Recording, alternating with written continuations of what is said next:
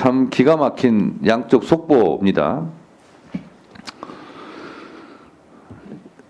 공수처장 연합뉴스입니다. 공수처장 윤 대통령 소환 통지 수령 거부 그다음에 적법한 절차 취하겠다 이렇게 적법한 절차를 공수처장이 지금 법사위에서 발언한 게 기사가 제목으로 나왔고요. 윤석열 측 부른다고 가는 게 법치 아니야. 적법 절차 따라 응할 것. 내란 수기의 피의자 윤석열 측에서 부른다고 가는 게 법치 아니야. 적법 절차 따라 응할 것. 여기도 적법 절차 얘기하고 수사기관인 공수처장도 적법 절차에 따른다고 그러고. 자, 그러면 객관적으로 제가 묻겠습니다. 먼저 법무부 차관. 네.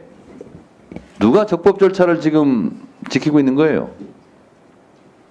윤석열 측에서 얘기한 적법 절차가 맞습니까? 제가 이제 구체적인 발언 내용을 확인해 보지는 구체적인 못해서 발언 내용을 제가 얘기하고 있잖아요, 지금. 네. 기본적으로는 공수처에서 적법한 절차에 따라서 진행을 했고 거기에 대해서 일단은 불응한 것으로는 이제 파악은 됩니다만 그 구체적인 내막에 대해서는 차관, 또 살펴야 될 것 같습니다. 얼버무리지 마시고 수사기관에서 소환을 요구하면 가야 돼요, 안 가야 돼요? 출석 요구에 대해서는 일단 응해야 되고 그렇습니다. 정당한 사유가 있으면 근데 안 가고 할 수는 있어요. 있습니다. 안 가고 내가 부른다고 가겠냐? 안 가. 부른다고 가는 게 법치 아니야. 수사기관의 소환 통보를 법치가 아니라고 주장하고 있어요. 법을 다루는 법무부 장관 직무대행으로서 이게 맞는 말이에요? 일단 원론적으로 말씀드리면 수사기관의 소환 통보가 있으면 원칙적으로는 응하는 것이 맞지만 다만 다른 어떤 정당한 사유가 있으면 일정은 조율할 수가 있습니다. 이건 원론적으로 말씀드린 부분이고 이 구체적인 사항에 대해서는 제가 더 내막을 좀 확인해야 될 것 같습니다. 다시 한번 법무차관. 네. 부른다고 가는 게 법치 아니야. 내가 부른다고 가겠냐? 이게 맞는 말이냐는 걸 묻는 거예요. 네. 그 표현에는 좀 오해 소지는 있다고 판단됩니다. 오해 소지가 아니라 이거 틀린 말이죠. 네네. 그 부분은 좀 문제의 소지 있어 보입니다. 네네. 자, 그러면 서울 고검장 출신 조은석 감사원장 대행 감사원 수관은 아니지만 제가 검사 출신에 묻겠습니다. 검사하실 때 수사하실 때 예. 피의자를 소환 통보하죠. 예, 했죠, 많이 했죠. 예. 수사하면서. 네. 근데 그 피의자가 내가 부른다고 가겠냐? 그건 법치 아니야. 이렇게 얘기하면 네. 네, 맞습니다. 안 부르겠습니다. 그렇게 한 적 있습니까? 없습니까? 다른 분 수사는 잘 모르겠고요. 수사라는 게 기본적으로 수사의 성격이 다 다른데 기본 사건의 비중이 크고 중요한 사건 같은 경우는 검사가 사건을 주동해야 된다는 것이 기본 원칙입니다. 끌려가는 게 아니라. 그렇습니다. 예. 자, 그러니까 피의자 소환을 했어요. 검찰에서. 예. 내가 부른다고 가겠냐?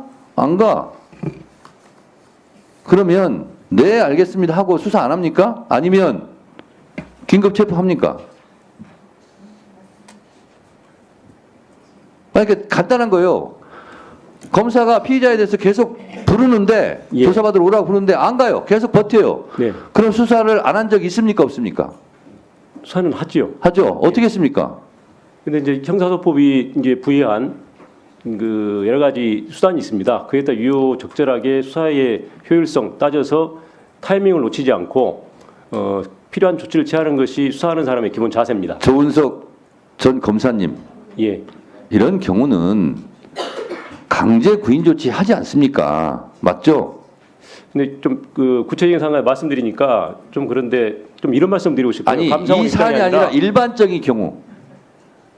윤석열 이 경우가 아니라 일반적인 경우 예. 검사가 계속 소환 통보하는데 안 하고 불응하고 나 안 가 계속 할 때 강제 구인 조치 합니까? 안 합니까? 당연히 뭐 체포영장하고 강제 절차를 그렇습니다. 대한민국 헌법 12.1조는 모든 국민은 법 앞에 평등하고 이 항에는 특수계급은 인정되지 않는다고 그랬어요. 예. 일반적인 범죄 피의자를 그럴 경우는 체포영장 발부해서 강제 구인하는데 윤석열은 전직 대통령이니까 안 합니까? 아니, 현직 대통령 신분이니까 안 합니까? 그건 아니죠. 답변을 요구하십니까? 똑같이 적용해야 되죠. 답변을 요구하십니까? 네.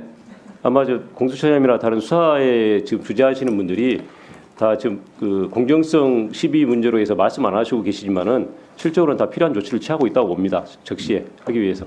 예. 자, 그러니까 이게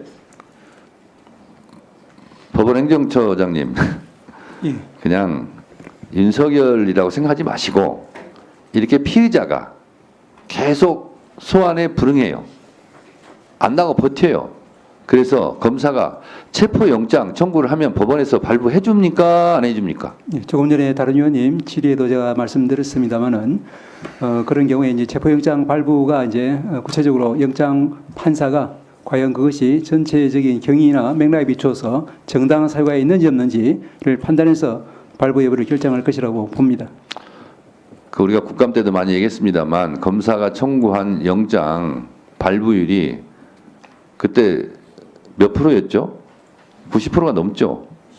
압수수색 영장을 말씀하시는 것 같습니다. 압수수색 영장도 대부분 영장 발부하지 않습니까? 근데 이렇게 여러 차례 수사기관의 소환에 불응하고 버티고 있으면 검사가 영장 청구하면 100%가 아니라 200% 다 내주지 않았습니까? 소장님 그렇지 않습니까?